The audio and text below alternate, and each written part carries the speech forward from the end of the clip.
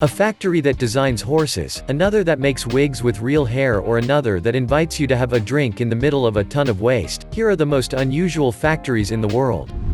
You love candy, it's normal, you are a big kid. You even love them, but have you ever wondered how they get to your mouth? Admit it, you've always dreamed of entering a candy factory, haven't you? Well, come with us without further delay. We dive into the heart of this very special factory. You will finally know how the famous lollipops in the shape of multicolored spirals are made. You even have the right to take a seat among the employees. First, you'll watch the sugar being baked in the giant pot. Once it's done, you'll drain it onto a huge work surface and wait for it to cool slightly. After that, you will add dyes, and repeat the same process for each color. Then each color will be inserted into a rotary machine that will knead the sugar dough so that it softens and mixes well. After that, you will gather all the colors and form a huge sausage using your muscles. Good luck. You will insert this pudding in a rotating tube near a chimney, which will prevent the sugar from crystallizing and hardening. While your pudding is slowly warming up, you will have to work harder because you will have to work fast. You will form smaller puddings, which you will pass to your colleague who will roll them and form spirals, then another who will stick a stick to them. Your work will stop there because other people will take over to pack the lollipops and store them. This job is harder than it looks. It will require dexterity and precision. You will have to be able to stand the heat and above all be very fast lest you have to start all over again because once the sugar hardens, the operation is doomed to failure. Well, you've done a good job today, you deserve to rest now. But you won't leave with nothing, at least you will have realized your old childhood dream, that of entering a candy factory. You have just moved in, and to congratulate you, your dear mother has offered you a wool rug. Nice, but not really your type of gift. Wait, before you think about trading it in for a nice poof, you should know that this rug has quite a history. Do you want to know how it was made? Put on your boots, and go to a farm, because to harvest the raw wool you'll have to roll up your sleeves and shear some sheep. You will start by shearing a beautiful flock of sheep. Once you have collected hundreds of kilos of wool, and yes, it is a minimum, you will classify the fleeces into batches according to their quality. You will roll them, fold them into bales, so that they can be sent to the textile factory that will take care of the rest. You are now in the mill, now watch what happens next. The factory will transform the raw wool by cleaning it from grease, dirt and all the impurities it contains. It will be soaked, washed and dried. Then comes the entangling stage, during which the wool is sprayed with a treating emulsion. The fibers will then be put in the form of a homogeneous ribbon called carding ribbon. Finally, the wool will be stretched so that it acquires elasticity and regularity, and then it will be transformed into spinning, either for fabrics or for wool yarns. Dyeing can be done in dye baths, either after washing, before spinning, directly on the yarn, or after weaving or knitting the fibers. Holding sheep still and quiet made you sweat a little, but that's the price you pay when you want to get quality wool. Now that you see this poor rug again, you'll know that it wasn't made without a price tag, and it's more valuable to you now. You'd give anything for little frog legs bathed in their parsley. But did you know how they came to your plate? It's certainly not by jumping. Speaking of jumping, we invite you to dive into these huge pools where thousands of frogs are swarming everywhere. And yes, since you eat them with appetite, you have to know where they come from, these poor little creatures. I hope you have a strong stomach. First of all, they rest nicely in these huge water basins, waiting for their turn to come. When their time comes, they are hung one by one on a kind of closet where each frog hangs by the leg, head upside down. They are washed alive, then massaged in a treatment product. They are then placed back on the famous rack, dead this time, so that they are stripped of their skin. They are then dismembered, the limbs sorted out. The thighs go in the direction of the package where they will be vacuum packed to be sold to you. A real carnage. As for you, you'll come and buy them and have a nice little dinner with your wife. Do you have a guilty conscience? These images have made you gag? It's normal.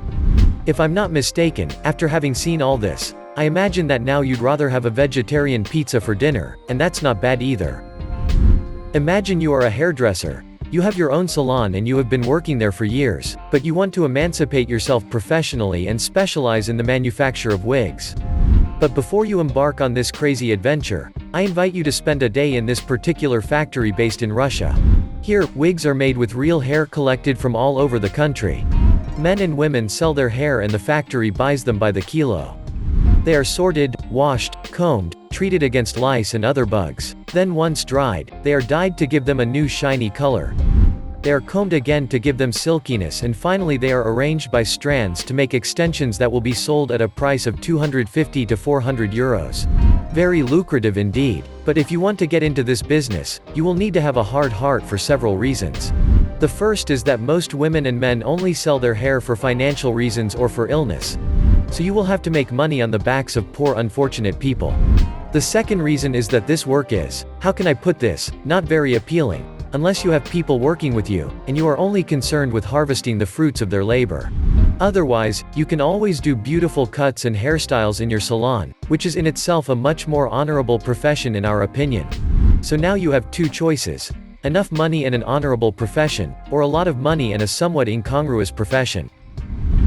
You are walking quietly in the streets of Tokyo, when you meet by chance an old friend with whom you studied a few years ago. He invites you to have a drink and you don't hesitate to accept, because you want so much to see the city and to know new places. You follow him, and a few minutes later you find yourself in what you think is a factory. Bingo, you guessed it, because it is indeed a factory but not like the others. This one has in its interior Gome Pit, a bar like you can find everywhere, where they serve you drinks and coffees, except that as a view you have in front of you waste. At Gome Pit you will enjoy your cocktail in front of a glass window overlooking a pit where tons of garbage are piled up for incineration. In front of you is a unique spectacle, a mechanical shovel that takes tons of waste and throws it into bins. You can even get more information by using the windows that act as a touchscreen, which offers you the information you want to know. This bar is of course ephemeral, and contrary to expectations it has managed to conquer a large Japanese public. Its mission is to raise public awareness of sustainable development and encourage people to recycle better. However, you are not safe from a gagging heart or a nasty nausea at the sight of diapers and other disgusting waste, and I don't guarantee that you will finish your whole glass either. But you will have had an unforgettable and unique moment, isn't that what you wanted? Who hasn't dreamed of owning a Ferrari, and you would be in bad faith if you claimed otherwise? Would you at least like to see the fabulous factory where one of the most expensive cars in the world is designed? Follow me. Welcome to Maranello in Italy, in a unique place in the world, an industrial complex of 250 hectares, the equivalent of 50 soccer fields, containing a whole city of its own. It contains ultramodern buildings, a central avenue with its perpendicular streets bearing the names of great world champions. In addition, there are several assembly units with their armies of state-of-the-art robots, private test tracks, and a huge restaurant where 3,000 employees have their meals every day. The cars are made according to draconian criteria, including time. Each step must not exceed a specific time, and everything is done mostly by robots. The employees are only there to tighten the bolts, a real child's play. On the other side, an endless row of sewing machines, where employees are working hard to make the leather lounge and everything else that will dress the car. Then comes the finishing stage where each car is finished according to the customer's wishes. A very wealthy customer who has decided to buy the jewel for an average of 200,000 euros, if he chooses the cheapest model. Let's say you have the 200,000 euros and you want to buy one, but you will have to wait more than 2 years between the order, the design and the delivery. You're getting dizzy from seeing so many beautiful cars, each one as flashy as the next, and we understand you. Do you like horses? I bet you do. Who doesn't? But did you know that if you owned a whole herd of horses and marketed them, you would have to practice artificial insemination, so that you would have a maximum of births, and therefore a maximum of sales? And no, artificial insemination in horses is not quite the same as in humans, things are less delicate. Do you want to know what I'm talking about? Does it make you scratch your head? Well, I will answer you soon. For that, put your boots on again. We make a quick immersion in this factory, which practices artificial insemination in horses. If you are wondering why this farm is doing this, it is because a male cannot simply impregnate several mares at the same time. The idea is to harvest his seed and distribute it, if I may use the word, to all the mares in the stable. To do this, the unfortunate employee who is in charge of the affair prepares a pot, in which she introduces a plastic bag. She connects the hole to a huge tube, which she dresses like a glove.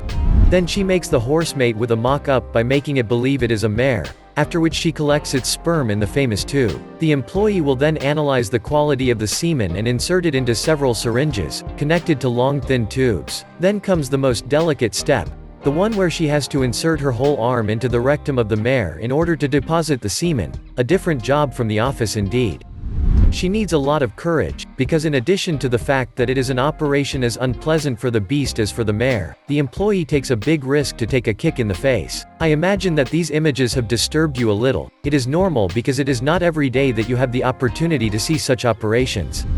But if one day someone asks you about artificial insemination in horses, you will know what to answer.